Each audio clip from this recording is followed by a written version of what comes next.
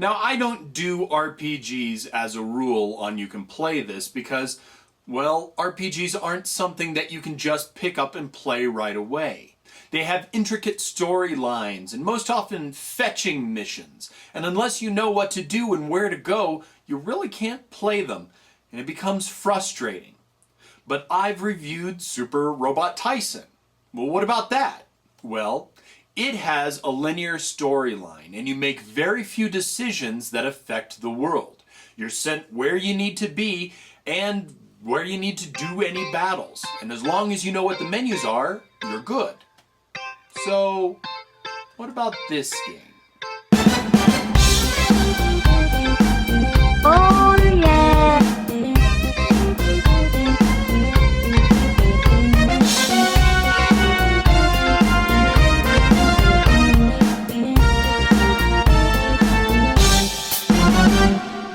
Okay, I've got my PS2 memory card in my system.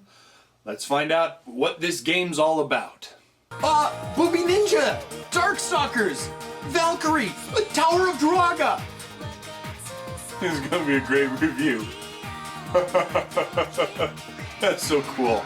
Okay, I knew that people liked this game a lot, but I didn't realize that even going into the opening, it was gonna be so epic. Now let's get one thing clear. This, much like Super Robot Tyson and Jump Ultimate Stars, is not technically a You Can Play This. You can go into it blind and make your way through it, but the storyline is lost. And even though there's a deep and involved strategy tactical game in it, the storyline is what's essential to any RPG, making it not a You Can Play This. But, as I said before, the storyline can be skipped to enjoy the fighting system and to see the characters that come together in this fun and very unique game. Namco X Capcom for the PlayStation 2. And it's not Namco times Capcom or Namco X Capcom, it is indeed Cross. Now this game came out in 2005 and was produced by Namco. Now, as many people have pointed out, there is an English patch that was worked really hard on and is pretty complete. I'm not going to show that version as I don't have it and no way to record something like that. I only have the PS2 disc game, so I'm going to show you how to play that version. But if you desperately want storyline, go get the game itself so that you legally own it, and then get a patch at romhacking.net. So, to start off, you have your menu, New Game, Load Game, and Options.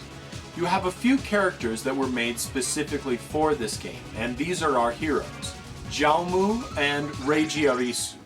And they work for a group called Shinra that handles unique occurrences in the world, much like the X-Files. So, since the storyline is pretty much negligible, you can skip it, let's go through the first battle together and show you how to work it. Okay, so like in any other tactical games, you can see your fighting distance by pressing the triangle button when it's your turn. You can see how far you can move by pressing it again. In fact, this is where it's most like tactical games, in that you can look around, decide if you want to attack a group or not, by getting up close and then pressing X to go back or whatnot. You can see the strengths of different units. This is the same in all tactical games. You perform actions like moving, fighting, or special moves by using action points.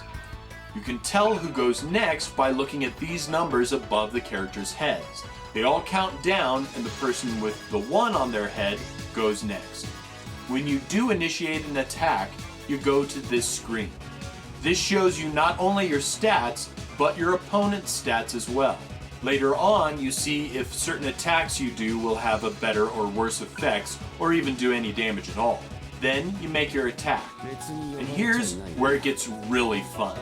The first attack always hits. But from then on, you control how your character attacks. So after the first hit, you get your choice of either just the circle button, or the circle button plus a direction. Each one, for the most part, for most characters, is a different attack. Now, it really doesn't matter if you fire off all the attacks that you can do in rapid fire motion, or if you just take your time. But if you pop the enemy into the air and throw a lower aimed attack, it'll miss. So you actually get to control the characters to allow them to juggle an opponent, or even to combo from one attack to another attack. Just like in a fighting game. Whoa, wait a second. I've finally found a fighting game that I'm good at. Blowing my mind! You can even gain items from doing good attacks, so it's really important to learn effective attack combos and when to pull them off. Now you don't need to do all of these different attacks, but if you do one of each of the attacks shown here, then you get a bonus of either more hit points or something else really cool. And once you've built up the MP level, you can hit the triangle button at any time during the fight to do a killer move. As for defending, you'll choose how you defend in this screen. You're given 4 choices with another depending on who you are or who you're fighting against. You have no defend, normal defense, protect ally, and battle evasion. If you choose no defend, then you'll take all the attacks that the enemy gives. Normal defense, protect ally, and battle evasion all work pretty much the same way. When you go into the battle phase after the first strike, because remember, the first strike always hits, then you'll see a D-pad. A direction will light up just like this. If you press in that direction quick enough, you'll be able to block the attack and take reduced or no damage. If you're not fast enough, then you'll see a badge show up and you will take the hit. If you're on the ball with your blocks, you may actually even gain AP back. Now each character is special, and there are a lot of characters in this game. Some have healing abilities, some have special attacks, some only fight close up, and some can only fight at a distance. Like any tactical game, you will need to keep track of what characters do what and how they fight. Get out that notebook you had from high school. Oh, it's Cammy and Chun-Li from Street Fighter! Oh, I love Cammy! I love Cammy. After a mission, you'll be sent to this screen. Here you can look at unit stats, item views, shop, which comes out later on. You can do some training, which actually won't help much since it's all in Japanese, view the game options, or save. Now, items are going to be difficult to use as they have different names and the effects are all in Japanese. I wish there was some easy way to help you out here, but there really isn't. And honestly, there's a lot more to this game. But what I've gone through will help you get on your way. There are some great guides on game facts, but avoid reading them until you're really stuck, so you don't ruin anything for yourself. Oh, Soul Calibur! Soul Calibur! There are over 50 levels to play, which means that you'll be putting in a lot of time with this game. And each of the levels gets tougher and tougher. Don't get fooled by the first few introductory stages. These things get tough. Now the music is some of the coolest music in this game, as they're almost all from the different games that they represent. And just having them play in the background, it makes me feel good. And they came out with a soundtrack for it that's really good and fairly easy to find on places like eBay. It can be a bit pricey, but it's a great listen. The graphics for this game are also really great. The animations and the tactical part are way too cool and very well done. You can tell that the companies really took a lot of time to make it all look good. Ah, it's Klonoa! It's Klonoa!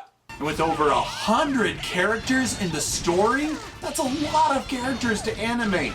Now they all do this kind of weird bob thing, but that doesn't bother me at all when the action animations are just so epic. Tronbot! There's Tronbot in this game! On the downside, well, it wasn't imported to the US. But that's honestly about it for the bad points. This is a great game. And that's this game in a nutshell. Epic. The storyline is deep, which you're missing out on, but there are so many crossovers, and it's a fun tactical game that will give you well over 70 hours of, oh my god, it's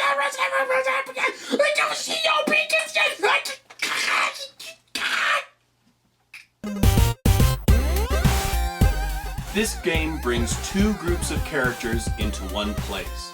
The difficulty is gradual and actually starts off easier than other tactical games in my opinion. The graphics and music are top notch, and it's not hard to find at all, but I wouldn't pay more than $35 for it though. Next week, I go over my most favorite game franchise ever, and I tell you how to play the latest installment in detail. You think that you can play this? Now you can. You think that you can play this? Let's see what he said. I know that you can play this. But only if you follow JewWario, you can play this. You can play this. Oh, oh, Soul Calibur! Soul Calibur! Oh, oh. Oh.